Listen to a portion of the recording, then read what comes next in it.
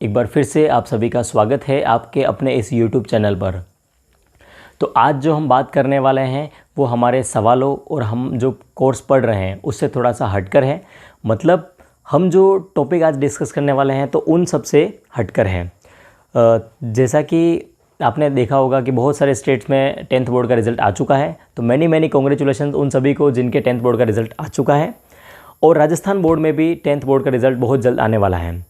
तो उन सभी से मैं यही कहना चाहूँगा कि जिनके बहुत अच्छे मार्क्स आ रहे हैं उनको बहुत बहुत बधाई, और जिनके कम मार्क्स आ रहे हैं, जिन्हें ऐसा लगता है कि हमने 100% कोशिश की लेकिन हमारे मार्क्स कम रह गए, तो उन्हें निराश होने की ज़रूरत नहीं है। और वो ये डिसाइड कर लें कि हम आने वाले समय में यानी कि 11th 12th और आने वाले जो हम बैचलर्स यानी BSc करें, BA करें, तो उस टाइम हम सारी कोशिश लगा दें और हम जो कमी रही है उसे हम पूरा कर दें। कि 10th क्लास एक ऐसा मोड है जहाँ से हम देखते हैं कि जीवन में वो अलग अलग रास्ते आ जाते हैं। यानी कि हमें यहीं से हमें डिसाइड करना है कि हम अब आगे हम क्या पढ़ने वाले हैं।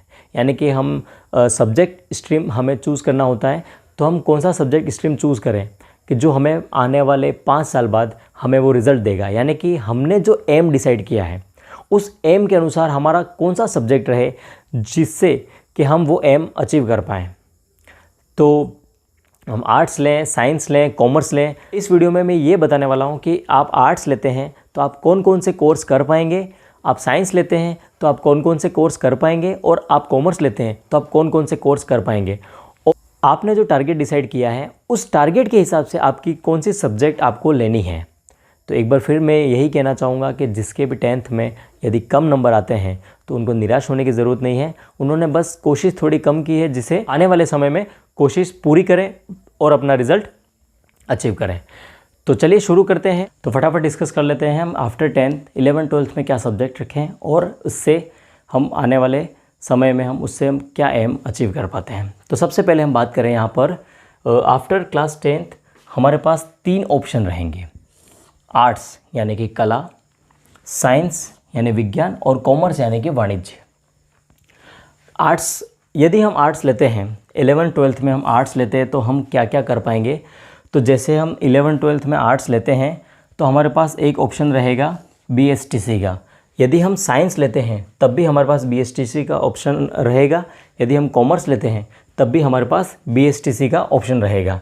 तो BSTC करके हम BSTC क्लियर करने के बाद हम एक एग्ज़ाम देंगे। 3rd ग्रेड का एग्ज़ाम देने के लिए हम एलिजिबल हो जाते हैं और 3rd ग्रेड एग्ज़ाम देके 3rd ग्रेड टीचर बन सकते हैं हम BSTC करके, चाहे हमारे पास कोई भी सब्जेक्ट स्ट्रीम हो। यदि हम BSTC नहीं करते हैं तो हम क्या करेंगे, BA करेंगे। और BA करते हैं तो BA 3 ईयर का कोर्स होता है, यानी कि 3 साल हमें BA करने में लगते हैं। ठीक है, BA यानी हमारे पास स्नातक की डिग्री आ जाएगी और उसके बाद हम चाहें तो B.Ed कर सकते हैं। यदि हम B.Ed करते हैं तो हमारे पास क्या ऑप्शन आते हैं, जैसे हमने BA की उसके बाद B.Ed, कहीं पर B.Ed 1 साल की भी है और कहीं पर 2 साल की भी है। लेकिन हम BA B.Ed भी अगर साथ में करना चाहें तो 4 साल का भी कोर्स है ये, तो एक साथ 3 साल BA के और 1 साल B.Ed के हो जाते हैं। यदि हमने BA और B.Ed कंप्लीट कर लिया है तो हम 2nd ग्रेड और 3rd ग्रेड टीचर बनने के लिए एलिजिबल हो जाते हैं। ठीक है, यदि हमें 1st ग्रेड टीचर बनना है तो हमें क्या करना पड़ेगा, BA के साथ में हमें MA भी करना पड़ेगा।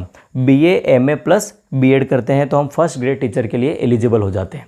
जैसे ही हम 12th पास होते हैं तो हम पटवार exam, lower division clerk, LDC, इनके लिए भी एलिजिबल हो जाते हैं। ठीक है, और हम MA करके नेट क्लियर भी कर सकते हैं, जिससे हम कॉलेज लेक्चरर बन सकते हैं। अब बात करते हैं साइंस की, यानी विज्ञान हम लेते हैं तो विज्ञान में हमारे पास 11th 12th के लिए 3 ऑप्शन होते हैं। फर्स्ट ऑप्शन होगा मैथमेटिक्स, सेकंड ऑप्शन है बायोलॉजी और 3rd ऑप्शन है एग्रीकल्चर। तो यदि हम मैथमेटिक्स लेते हैं तो हमारे मैथ्स, फिज़िक्स और केमिस्ट्री 3 सब्जेक्ट रहेंगे। बायोलॉजी लेते हैं तो हमारे बायोलॉजी, फिज़िक्स और केमिस्ट्री रहेगा। और एग्रीकल्चर लेते हैं तो एग्रीकल्चर, बायोलॉजी और केमिस्ट्री रहेगा, एग्रीकल्चर केमिस्ट्री। तो यहाँ पर हम मैथ्स लेते हैं तो हम इंजीनियरिंग कर सकते हैं। इंजीनियरिंग के लिए हम IIT का एग्ज़ाम देते हैं और वो उसको क्लियर करेंगे तो हमारा इंजीनियरिंग में नंबर आएगा। यदि हम इंजीनियरिंग नहीं करते हैं और BSc करते हैं और B.Ed करते हैं तो हम सेकेंड और थर्ड ग्रेड टीचर बन सकते हैं मैथमेटिक्स में। यदि हम बीएससी और बीएड कर लें और साथ में हम एमएससी भी कर लेते हैं तो हम फर्स्ट ग्रेड टीचर बनने के लायक, यानी कि फर्स्ट ग्रेड टीचर के लिए भी एलिजिबल हो जाते हैं।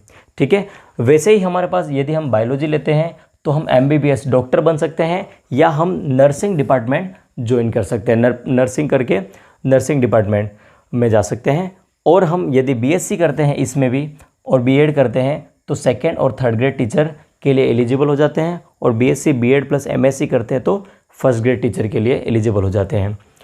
एग्रीकल्चर में हम देखें कि हमारे पास एक जेट एग्ज़ाम होता है, तो जेट एग्ज़ाम हम क्लियर करते हैं तो इसकी हम बीएससी कर सकते हैं, और उसके बाद हम कृषि अधिकारी भी बन सकते हैं एग्ज़ाम देखकर, और हम इसका कृषि पर्यवेक्षक जो 12th पास एग्ज़ाम होता है तो वो भी देकर हम कृषि पर्यवेक्षक बन सकते हैं।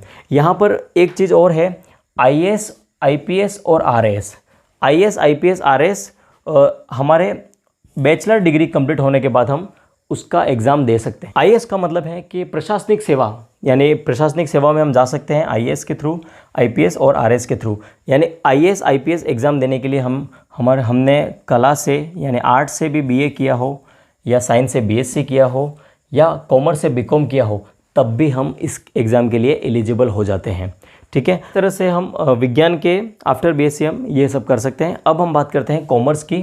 तो कॉमर्स में हम 11th-12th हमने अगर कॉमर्स से पढ़ाई की है तो हम सीधा सिंपल सा कोर्स हम बीकॉम कर सकते हैं, वो भी 3 ईयर का कोर्स होगा। तो बीकॉम में हमारे पास सब्जेक्ट होंगे अकाउंट्स एंड फाइनेंस और बैंकिंग एंड इंश्योरेंस।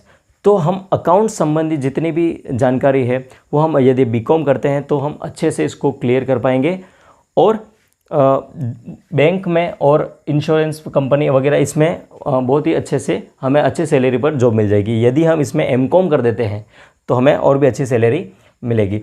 अब हम बात करते हैं बीबीए की। तो बैचलर ऑफ बिजनेस एडमिनिस्ट्रेशन, यानी कि बिजनेस से रिलेटेड जितनी भी जानकारी है वो हमें बीबीए से मिलेगी, और हम बेस्ट बिजनेस कर सकते हैं।